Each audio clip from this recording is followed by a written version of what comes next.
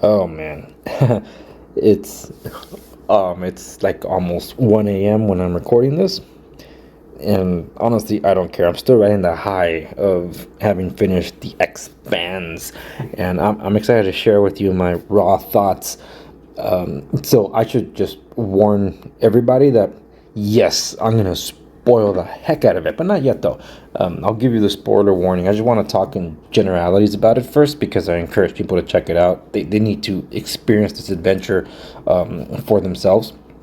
In fact, as for myself, I didn't know this was based on a book or a series of books. So I did pick up the book series, and I'm excited to get that started because, of course, they can't pack all that story into the show. And I am curious about some plot threads here and there that both didn't make the show and some that couldn't be wrapped up in the show, even though they were mentioned in passing. So there's a lot there. But overall, I just want to say that The Expanse is a show that you have to experience. Yeah, it has its flaws like other shows, minor in most cases, but the accomplishment on being able to tell such a complex story with complex characters and in a show that you really don't find the characters to not like, that's pretty impressive. That I think that's more to do with the books than anything else. And before I start getting into more things here, what you're seeing in the background play, or it's the forefront because I'm not putting my face on all this, this is from one of those ambient music channels on YouTube. This one's Odin Writer Studio. They've done a few compilations of Expanse music, and that's pretty good. For some reason, they've been disappearing off YouTube, so if you can still find them, that'd be great. They had four parts of the Expanse music plus one additional one, which is like it's called the Behemoth. You watch the show, you understand what that is, but the point is the video was called that. For some reason though, the part one and part two are now officially gone, so I don't know what's going on there. There's another good channel that does ambient music for television and film called Ambient Worlds, but this one's called Odin Writer Studio. So if you can still find them, check it out. But I think the one I'm playing here is no longer available on YouTube. So Andres, how'd you do it? Well, because I love it so much, I downloaded it from YouTube. So thanks Odin Writer Studio. So I'm assuming this video might be taken down from YouTube. So this is actually going up on other channels too. Now back to The Expanse. Oh my goodness. Spoiler free. I gotta keep it spoiler free for just a little bit, and then I just gotta talk about what I love about the show so much. I actually ended up discovering the show during the lockdown. I told my wife about it because I'm like, wow, it's on season 5 already. Wait, didn't the show come out a long time ago? Yeah, because the show unfortunately was canceled and then brought back for a third season, if I'm not mistaken, and then canceled again. But Jeff Bezos of Amazon loved it so much that he bought the rights to it and picked it up for 2 seasons and added a short 6th season just to wrap it all up. But Amazon Studios is where the story continued. Because they bought the rights, if you have Amazon Prime, you can actually see the entirety of The Expanse, which is good because we needed a place where we can see it all. Imagine seeing part of it just on Sci-Fi and the other part having to see it on Amazon Studios. So the fans did save the show. That's how I was able to come back and basically at this point finish the story. But I remember tuning into the first season. And I saw it on my phone, and back then it wasn't like the more high-def ones that we have today. So I guess I didn't get really that engrossed into the story, but I did enjoy it. Again, I watched it because of Thomas Jane, and he plays a detective, also known as the investigator, on a space station called Ceres, and he's given an assignment to look for a missing person. From that happens to be a family member of this very rich tycoon in this 200 years in the future setup where Mars has been colonized and they are more forward thinking and more advanced into technology. We have different mining stations across the asteroid belt where they're able to gather resources for some of these stations. They transfer ice to these stations so they can be melted into water, and that's how they keep places sustained. Apparatuses to recycle air and clean it up, try to colonize Mars and terraform it so it could be habitable like Earth and things things like that. And the UN is the dominant government of a one nation Earth, and is the dominant superpower. But Mars and Earth are usually at each other's throats, and it's understood that they've been at war before, and the war drums are beating again. And caught in the middle of all this would be the Outer Planets Alliance, an alliance of what are called belters. So all these belters are basically the working class, if you will, that are kind of left out from these talks, that are kind of overlooked or forgotten by the superpowers, and they're on the outer planets. They have stations. They have they work on like greenhouses that are out there on different planets like Saturn, or across the asteroid belt, and they're usually the ones, again, they're kind of forgotten and trampled upon by these superpowers.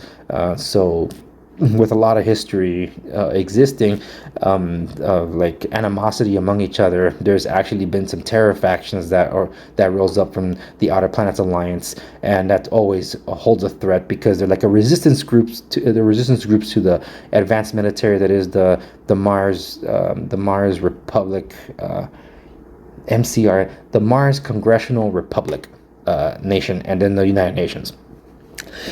So that was something that it piqued my attention. I did enjoy season 1, but because it was on the Sci-Fi Channel, I didn't get to see the second season. A lot of time passed by. When lockdown happened in 2020, that's when my wife, who happens to love a lot of military dramas and science fiction movies like the Interstellar, we had just finished watching some of our classic favorite films, and my wife wanted more. But I'm like, I don't have any more movies to watch, but maybe we can find a TV show that she'll like. We've seen some TV shows that we enjoy. She enjoys Homeland. She enjoys 24, but we haven't found something that was outside of that realm of politics or like the spy genre.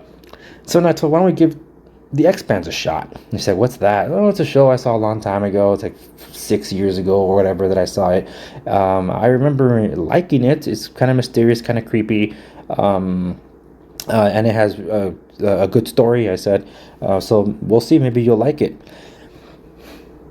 2 episodes in, she was interested. By 4 episodes, she was invested, and we ended up binging all 4 seasons, and basically the 5th season, because by the time we ended up watching it, season 5 was ongoing on Amazon Prime. So we were able to watch all the seasons and basically binge watch season 5 without having to wait for the weekly thing. Loved it. Incredible. And it's just like, we're officially done with it, and we were kind of left like, wow, that was a satisfying adventure. Next thing you know, we're talking like for an hour. So this is me recording my thoughts after I already like just reminisced on the show with my wife. So and there's just still so much to say. It's a show that I definitely recommend anyone to watch. And if you're still listening, I had to clip out some sections where I went on a tangent to explain how Expanse came to be. So I clipped that out for time because, well, I just had to clip it out for time. So now I want to get into the specifics of what makes the show great. But before I get into spoiler territory, that's why I'm playing in the background the music and animation. Some of these clips are not spoilers that are playing in the background. I think this is really good environment music, but it's Clinton Shorter, his music and sound design that solidify the importance of everyone bringing their A game to this show. Because from the writers to the actors to the crew, like all the crew. And when I meant the writers, I'm talking about the two authors that make up James S.A. Kami. I think that's the name of the author. That's the pen name, but it's actually 2 guys that wrote the story. They were involved in the project. So from them to the crew to the cast, everybody brought their A game. They respected the source material, but having Clinton Shorter was what takes this to the next level. Cinematography is amazing. The editing is on point. Like I said, the acting is on A game, but the music is so important. It makes or breaks the TV show, because you need sound design, especially when you're going to be doing like a space opera and action in this. And I can't even describe to you how the theme of the Expanse, the song, ends up creeping up on you the more you listen to it, to the point where you start realizing that this guy wrote this theme, and in 65 seconds encapsulates the vastness of space, the eeriness, and just the overall I guess majesty and the horrifying elements of the unknown in one song. And I don't even think he knew where the story was going. So I'll explain to you in spoiler territory where I'm talking about. But it's just, that's what makes shows that are great, and they're told and they're completed. That's what's great. That if you don't know where it's going, you're enjoying the ride. That's why I don't want to spoil it for anybody, and I'm going to give you the warning when I finally talk about the specifics, because that to me is just more of a driving point. So now it's just me connecting with fans of the show. But the music is the most awesome element for me, which is why, as of this recording, really pissed that Amazon has not released the season 5 soundtrack and the season 6, and at this point, quite honestly, just released the complete scores for every single season. We need the epic music of Clinton Shorter available for everyone to hear. Quite literally, we need it all. So that's all I got to say about the music, and that's why I'm leaving it playing in the background. So let me now enter spoiler territory. So for those of you that haven't watched The Expanse, stop now. Go check out the show. If you're on Amazon Prime, or you're not even Amazon Prime, just get Prime to watch this show. Believe me, it's well worth it. Wow, just seriously wow. So now, spoilers. For those of us fans that have watched The Expanse, like I said, I tuned in because of Thomas Jane. So when I basically assumed that he wasn't going to be around much for the story, I was so disappointed. Kind of like, nah, man, he's my guy. I love noir and neo-noir. And in this case, like, dude, it's a noir tale in a space setting. I love this. And then you have the Holden, Naomi, Amos, Alex. And I forget the fifth character. They were together before he meets his untimely end when the MCR and Donninger gets attacked by the stealth ships. I forget the name of that character. Yeah, the medic guy. But anyway, just seeing how much has come from the time of the Canterbury to ultimately getting the Rocinante. It's not called the Rocinante. I forget what it's called. The Tachi. The original name was Itachi before they changed it. It was a warship inside the Donninger in which Holden and crew are able to escape on when the Donninger is being destroyed. It's like this enormous battleship that gets eviscerated by these mystery ships, and it's like, I don't forget the eeriness that was that episode. So I said that my wife was interested by the second episode and was invested by the fourth. That was how I approached it. And when I rewatched the show, because I had to, I saw the first season when it came out, and it's been so many years, and I don't remember the story. So when I started watching it with her, the whole creepiness of the proto-molecule, the mystery that you kind of latch onto, what the heck is that? And that's kind of the driving force, the mystery box, if you will, right? So I didn't, I felt like I had to reconnect with the show, and I did. And by the fourth episode, that's the episode where the Donninger gets attacked by the stealth ships. And I kept asking myself, what is this eeriness, this creepiness of this show? Because I love it. And I was invested with Milu's investigation into Julie. So I'm like, okay, something's up. I want to know more. And I'm so glad that I stay with the show. Because season 2, absolutely incredible, not knowing where the story was going. And everything was basically set up in the first 2 episodes of season 2. And quite honestly, I think, as I'm talking, I'm pulling up IMDb, because I think seasons 1, 2, and 3 had 13 episodes each. And I want to confirm that, so I'm probably going to edit this for time as I'm searching here in front of my screen. Expanse. Anyway, it did come out 2015, so I was right about that. And the first season, what is that? No, the first season was 10 episodes. Okay, so I was wrong about that. 10 episodes in season 13. Season 2 was 13 episodes. Okay, and that means season 3 was 13 episodes also. If we're to take, because unfortunately season 6 is just 6 episodes, you could almost evenly divide them among the 6 seasons, just because there's the 2 seasons that had a more story to tell, I suppose.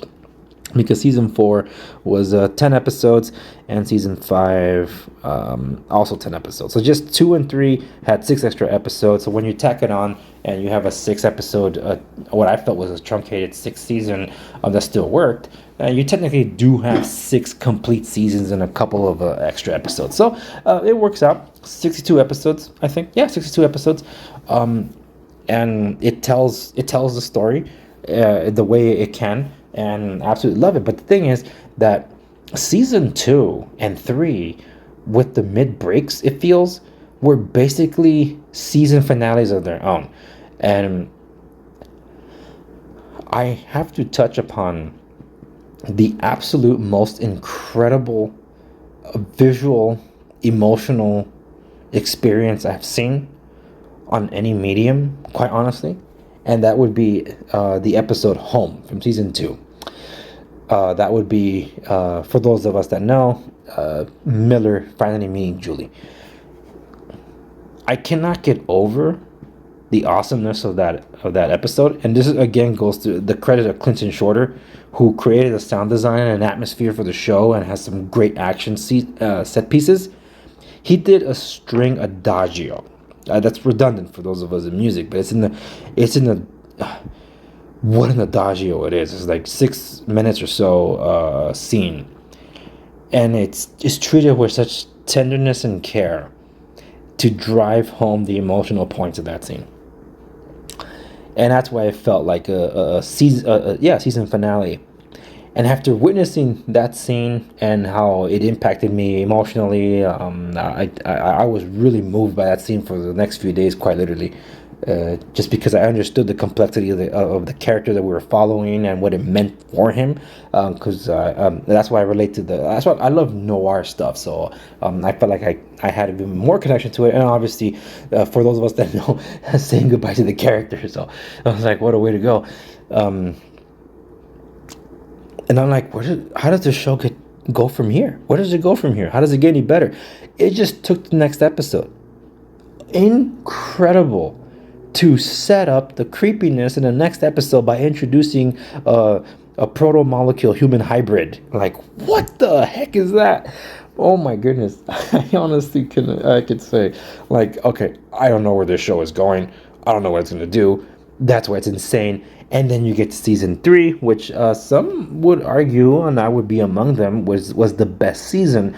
And it was the last season on Sci-Fi. And because it was being canceled, they really had to go out guns blazing. And they quite literally go out guns blazing. The music is firing on all cylinders. The drama, the intensity. And just to see someone return. But that whole sequence of going into room too fast, kid. The room eats you. I had that drill into my head, quite literally, because, oh my goodness, just the shot of Miller when Holden's trying to talk to him, like, give me something, Miller. That moment, the scene, the cinematography, the music, the moment. Oh my goodness, that's the $1 million shot there. It's incredible. Like, every time I see it, because I've seen it 2 other times already, it just gets even more cool. And the fact that the show still manages to hold intensity and introduce moments like, what, even after that, it is very impressive. Season 4 was where the characters are finally, and the budget was the first one with Amazon, so they were able to film on location, if you will. They weren't inside a set anymore, so they were exploring a planet. And there's a lot of calls that I felt were in that film to like Interstellar, and I think a lot of you will probably know what I'm talking about. The Wave, that was totally Interstellar right there, and either an homage or straight up copy of the similar song. Those Are Not Mountains. Doesn't matter. It was a great. It's a great homage. Okay, I call it an homage. But there's some great moments of intensity there. I love the buildup of the mysterious worlds that are opened by the ring gate, and just great moments all around. So that's why season 5 would probably be considered the weakest season of them all. But I think that has more to do with those of you that saw it on a weekly basis. Because, like I said, with the wife, we saw it during lockdown, and season 5 was already airing on Prime. So when we watched season 5, we got to binge it. And when we did, we really appreciated Naomi's story with Philip and Marcos, and the whole family dynamic that is actually really important and has such an emotional payoff in in season 6. So I know a lot of people didn't like that it had that drama. It became season 5 was more political intrigue, which I enjoyed because the entire show already had the whole political undertone and overtones. But more of us were more interested in the whole science fiction aspect of things and the proto molecule. So unfortunately, season 5, the proto molecule technically takes a back seat, even though it's still ever present in some way, fashion, or form, because people are killing each other over it. It's just that nothing is technically done with it. The fact that Holden didn't get as much story in it, there was a lot of concerns about intersectional feminism, and probably the show going woke. There's even trusted reviewers that I like that weren't enjoying this. I didn't get that. I didn't get that at all, but I can definitely see why. Because yeah, even I had some concerns about it as the season was ending. Like, something a little off here. Of course, the most controversial part was the actor that plays Alex, Anwar, I think is his last name, Kassar, something like that. I'm sorry, I closed my window, so I don't. Maybe I still have it open. Nope, I closed it. So he ended up getting Me Too'd, and that sucked because I guess when he got Me Too'd, the showrunners decided to rework the ending of season 5 to basically write him out of the story. So Cass Anvar, he ended up being killed off in season 5, unceremoniously too, and basically the characters don't mourn for him because they're not given a chance to do so. And his character arc didn't really go anywhere in season 5 because the whole season he was like a punching bag. So I didn't like that. Everybody was talking down to him, like, dude, why is everybody treating Cass or Alex like a freaking punching bag? And that's kind of the stuff that we've seen happen in other shows when they try to we gotta take on the patriarchy, ruin our characters, especially if they're male characters. We can't let Luke Skywalker suck up all the air. We wanted to give room to our characters. So is the excuse for the so-called Disney Star Wars, which I call fake wars. So with Alex Kamal, such a beloved character, and the actor being Me Too'd and not given a chance to defend himself, and some of the cast and crew threw him under the bus immediately, basically because they didn't want to take a chance. I found that awful to have to rework to say that, oh, he had a stroke. Like, dude, you basically killed him off screen. That's what it felt like, and I didn't like that. That's of course that's what every single fan hates, because like, why can't you separate the actor from the art? At least you could have given him a better send off. And I think the cast, at least the crew that dealt with this, realized that they messed up. So they tried to give some kind of homages in season 6 to Alex without having to force it. And I appreciate what they did. There's quite a few things that they did. It wasn't just like a one-off thing. So they didn't try to cram it all into one moment. They kind of spread it out.